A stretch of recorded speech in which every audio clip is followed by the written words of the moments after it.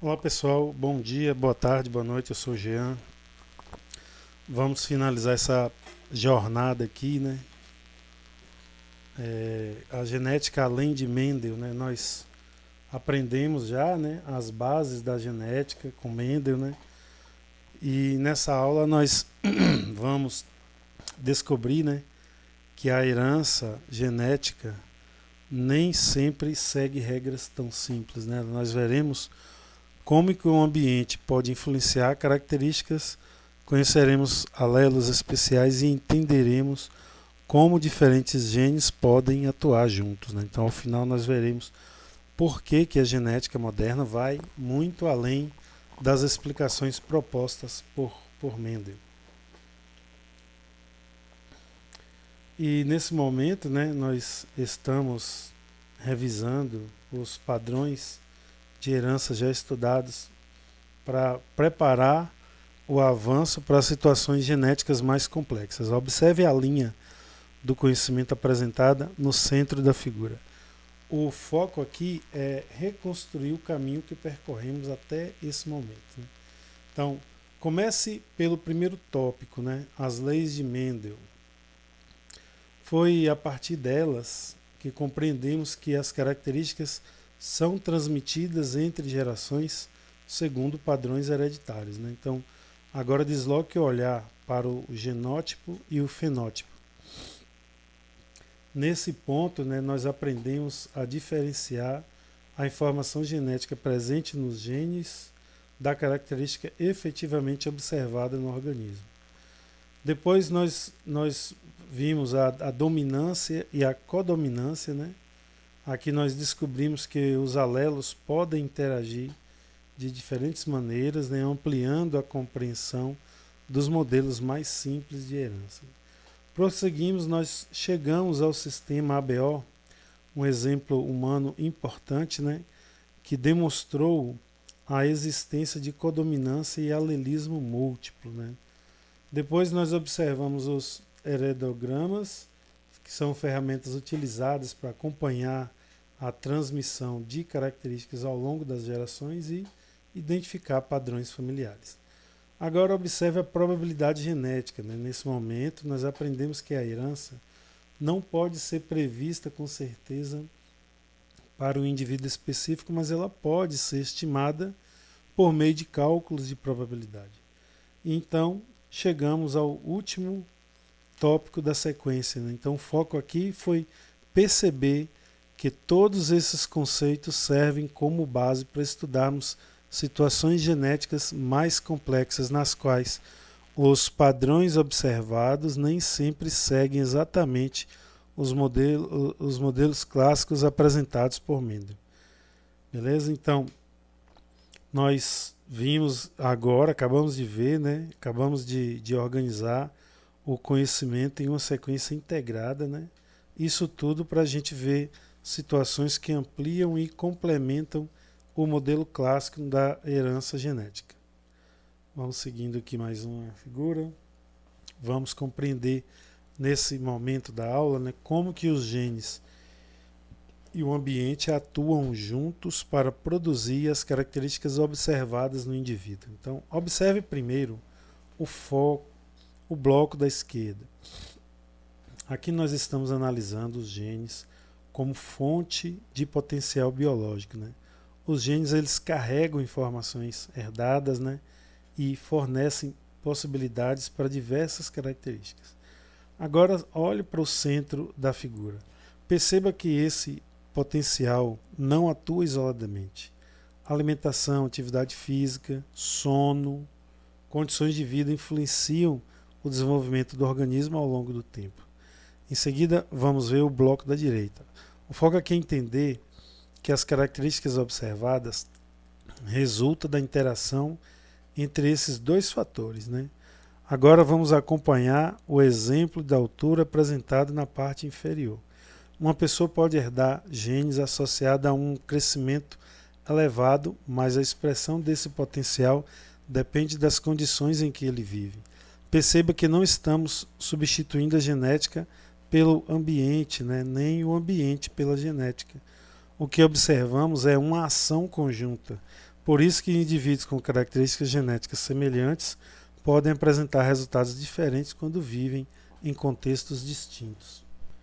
Então, a mensagem principal dessa figura, né, está destacada na parte inferior. Genes e ambiente trabalham juntos, né? Os genes fornecem possibilidade, enquanto o ambiente influencia o quanto dessas possibilidades poderá se manifestar ao longo da vida, né? Então, já revisamos os padrões básicos da herança genética. Agora nós estamos estudando como que o ambiente influencia a manifestação dos genes, né, para que a gente veja situações genéticas ainda mais complexas que ampliam os modelos clássicos da herança. Então vamos nela. Então nesse momento, né, nós estamos estudando situações em que algumas combinações genéticas não sobrevivem, alterando as proporções clássicas previstas por Mendel, né? Então, observe primeiro a região esquerda do slide, né, onde aparece o cruzamento entre dois indivíduos heterozigotos, azão, azinho e azão, azinho. Até aqui estamos diante de um cruzamento que já conhecemos diante, e ao acompanhar o quadro percebemos que pode surgir 4 combinações.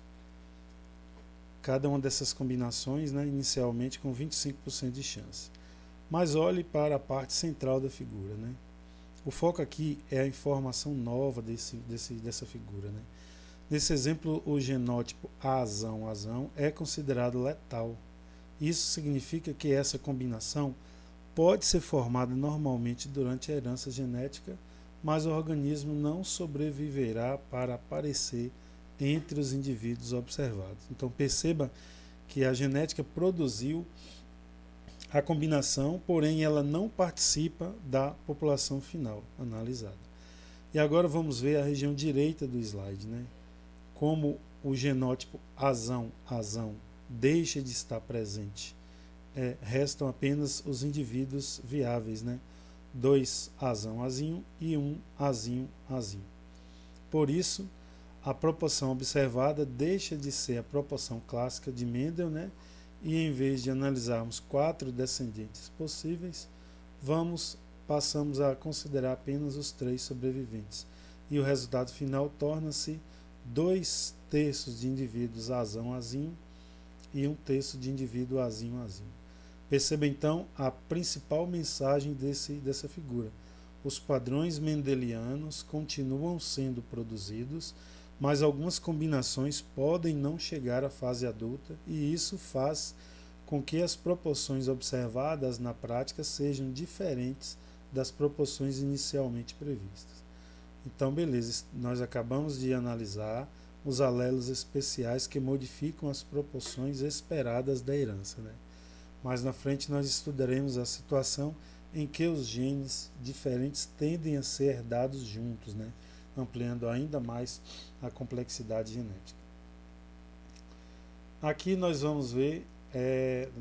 já vamos ver essa questão da ampliação dos modelos clássicos de Mendel, né? A interação gênica e a ligação gênica, né? Então observe inicialmente a metade esquerda da figura. Perceba que 2 genes diferentes, representados pelos genes Azão e Bzão, atuam juntos para produzir uma única característica observada. O foco aqui é entender que algumas características não dependem de um único gene, mas da ação combinada de vários genes, né? Observe o exemplo da flor. Nesse caso, a característica final surge da colaboração entre diferentes informações gênicas. Por isso, utilizamos a ideia de trabalho em equipe para representar a interação. Agora olhe para a metade direita da figura. Aqui estamos estudando um fenômeno diferente. Observe o cromossomo e a posição do gene A e B. Perceba que a questão agora não é a função que os genes exercem, mas a localização deles. Quando genes estão muito próximos no mesmo cromossomo, tendem a ser herdados juntos com maior frequência. É por isso que utilizamos a metáfora do trem. Genes próximos costumam viajar juntos durante a herança. Então observe que o resumo que está escrito na parte inferior. Essa é a principal distinção que devemos guardar. A interação gênica explica como diferentes genes participam de uma característica. Já a ligação gênica explica como determinados genes são transmitidos entre gerações. Um conceito está relacionado à função conjunta, o outro à proximidade física nos cromossomos. Embora sejam fenômenos diferentes, ambos ajudam a compreender por que muitas características reais são mais complexas do que os exemplos simples estudados inicialmente por Mendel, né? Agora, pessoal, nós estamos concluindo esse assunto, né, mostrando que a genética moderna ampliou os fundamentos estabelecidos lá desde a época de Mendel, né? Então, observe a escadaria que atravessa a figura da esquerda para a direita. Estamos olhando para a evolução do conhecimento genético. Comece pelo primeiro grau, onde aparece a fundação construída por Mendel. Aqui, o foco é lembrar que as leis de Mendel explicam os padrões básicos de herança e serviram como ponto de partida para toda a genética moderna. Agora desloque o olhar gradualmente para os próximos degraus. Perceba que surgem situações que ampliam esses modelos iniciais, como a dominância incompleta e o sistema ABO, mostrando que as relações entre os alelos podem ser mais variadas do que os primeiros exemplos estudados. Em seguida, observe os blocos relacionados ao ambiente e aos alelos especiais. Nesse caso, percebemos que as características não dependem apenas dos genes herdados, mas também das condições em que o organismo se desenvolve e de combinações genéticas que podem alterar os resultados estudados. Agora acompanhe os últimos degraus da escada. Perceba que a interação gênica revela a ação conjunta de vários genes, enquanto a genética moderna incorpora novas tecnologias e amplia nossa capacidade de compreender a herança biológica. O foco aqui é entender que cada descoberta não substitui Mendel, pelo contrário, acrescenta uma nova camada de conhecimento e permite explicar as características cada vez mais complexas observadas nos seres vivos. E aí chegamos no final dessa jornada genética, né? Vimos que as características hereditárias dependem dos genes, mas que também podem ser influenciadas pelo ambiente e pela interação entre diferentes fatores biológicos. As descobertas de Mendel continuam fundamentais, mas a genética moderna revelou uma realidade ainda mais rica e complexa. Obrigado pela participação e até o próximo assunto, tá? Que pode ser qualquer um.